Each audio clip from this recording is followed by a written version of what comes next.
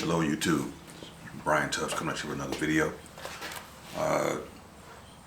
Today I'm going to be working on a piece we call Prism. It's an all stainless steel triangle, if you will, with a center triangle, the negative space cut out, circle here. Down the sides is core 10, and on the bottom, the base portion is core 10. The problem with it was after I welded it and and used the grinder to grind it, the patterns in it, I took a little bit too much material off of here and opened up a little area. It's not a pinhole, but it's an area that took all of the weld away, so it left a little line in there.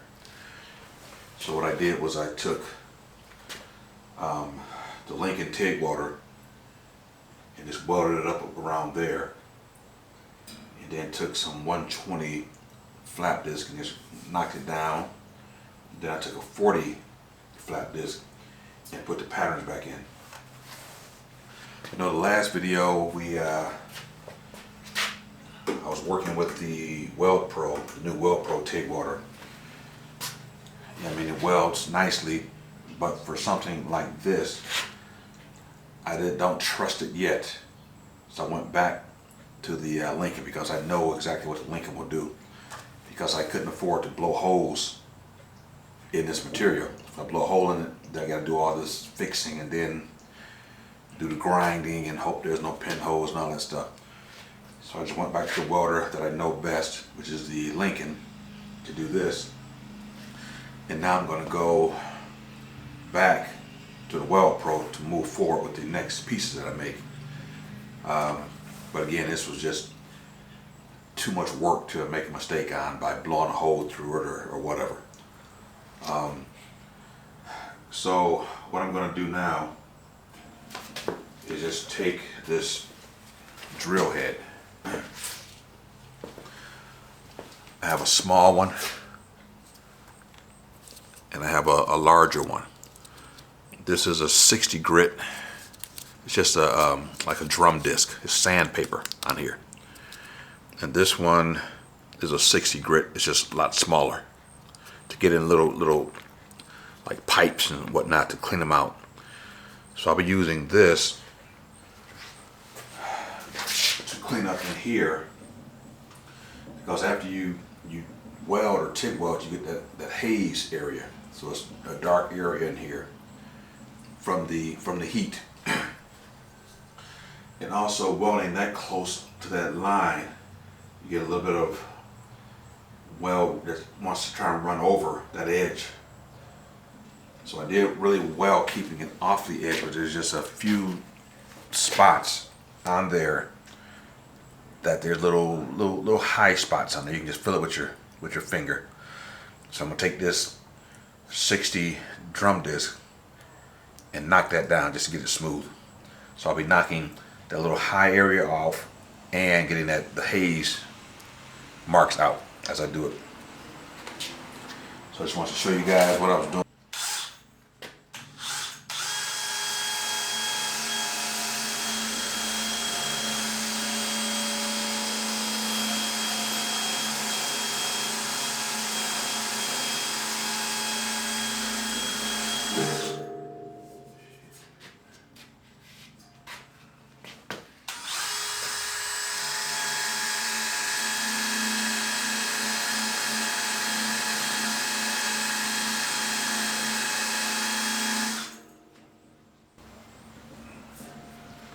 Just like that, the haze is gone. So now I'm going to take this, the larger one, and get in there and see if I can clean it out a little bit more.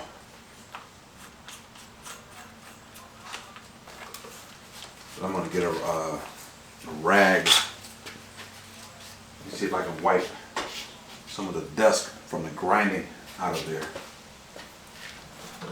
I'll just use this guy.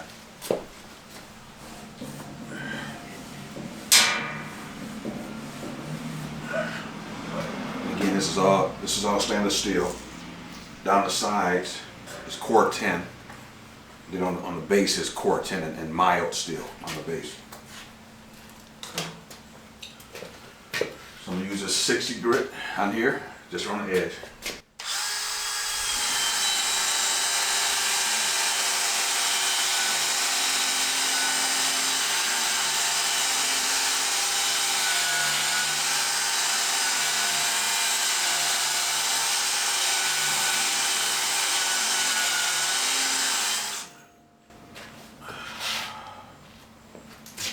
It's feeling better already.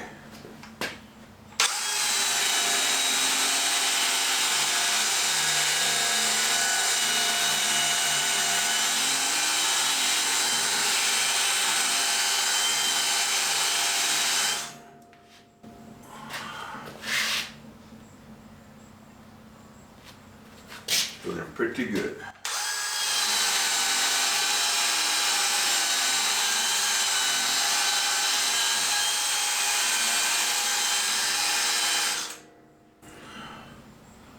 Let me do something on the back side just a little bit. I see one high area right here.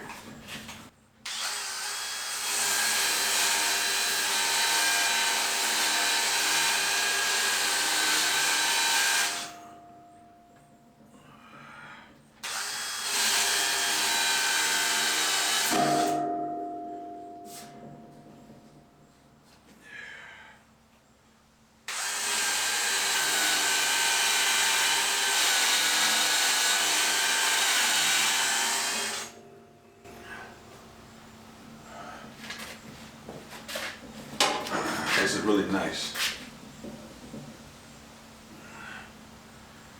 These discs are really nice because you can get into, this is a 4-inch diameter hole, and this is about 3 inches. So I can fit it in there, make my, just clean up around the edges, and be done with it. Because if I didn't have that, and I would be trying to use a flat disc as I'm cleaning one side.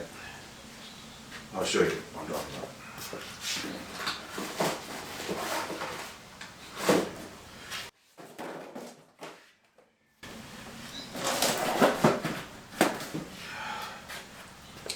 So as I'm cleaning one side, like say here, the top of this could be digging in to there and taking that in really deep, and before I know it, it can be a hole there, so then I gotta weld that up and then try and grind it and smooth it out. So it's just be a waste of time. So it's best if you can get some of these drum sanders or a drum disc. Makes it a whole lot easier for you. So I'm gonna do now is just take this, because with the small one, when I was using it, it came out and just nicked it a little bit on this face. So I just take this, this is a 40 grit flap disc. So I just take that and just kind of knock it down just a little bit.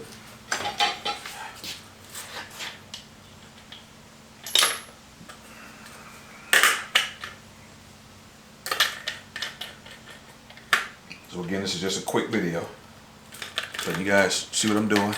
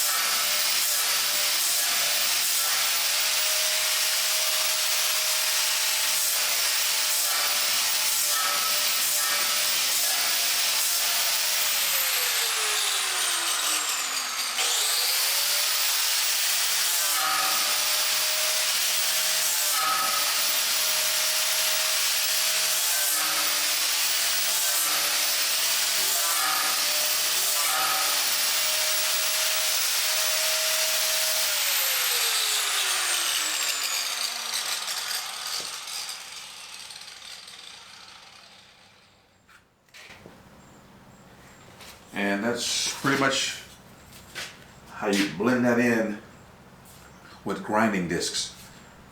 If you guys could see this better, there are grind marks all through here and patterns going through here. So when the light hits it, like when the sun hits it, it reflects off and it looks like the piece is moving. And those are just called grind marks. And that's going to be pretty much it for this video. Now on the next video, I will be going back to using the Weld Pro to kind of maybe weld up a piece or something, just to get a feel of what it's like in my hand, because I used it just a little bit the other day, but I just didn't have time to use it that much. And then today I switched back to the Lincoln, so now I'm going to switch back to the Weld Pro just to get a better idea of what it's doing and how I like it. Alright guys, well that's going to do it for this video today. And again, on the next one, I'll be talking more about the Weld Pro and how it welds and all that kind of stuff. And I may even be putting a little piece together or something interesting. Alright guys, so I'm going to sign off for today. And as usual, peace.